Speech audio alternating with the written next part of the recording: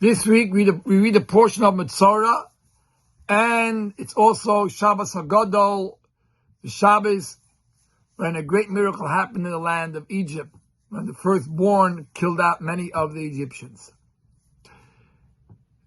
In this week's portion, the Torah tells us that when the Jewish people came into the land of Israel, there were times where a leprosy would appear in the wall of their homes.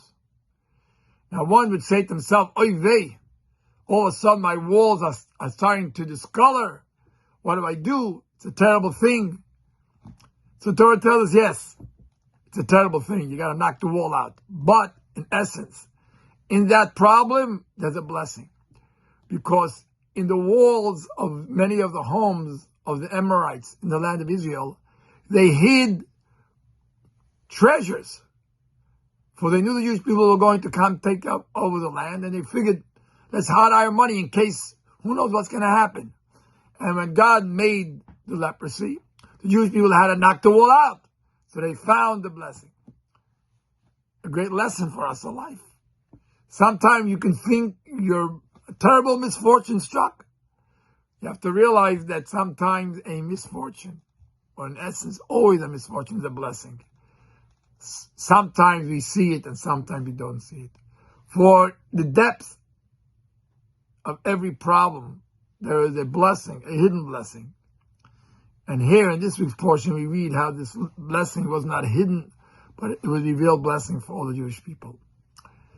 A few days ago, last week actually, I was speaking to a good friend of mine, and he tells me how his son traveled to Italy, and over there he went into a kosher restaurant, and he asked the mashgiach, can you please give me a pair of tefillin to put on?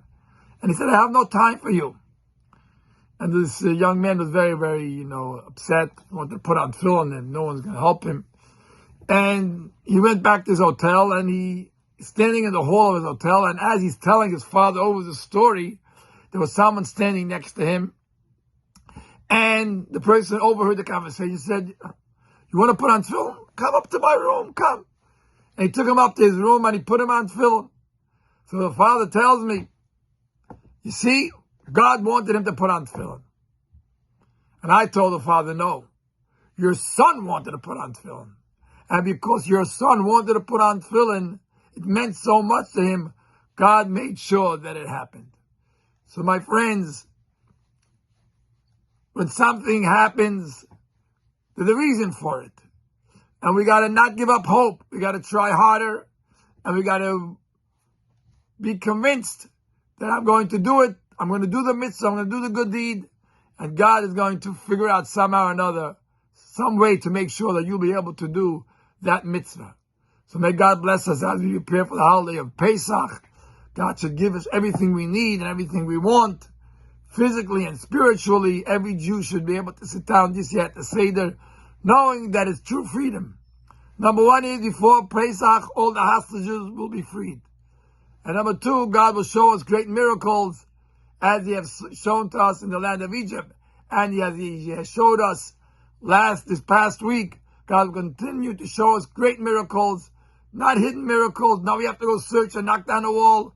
Open miracles, and when we merit to see the coming of Mashiach. L'shana haba b'Yerushalayim. Good Shabbos and Chag Sameach to you all.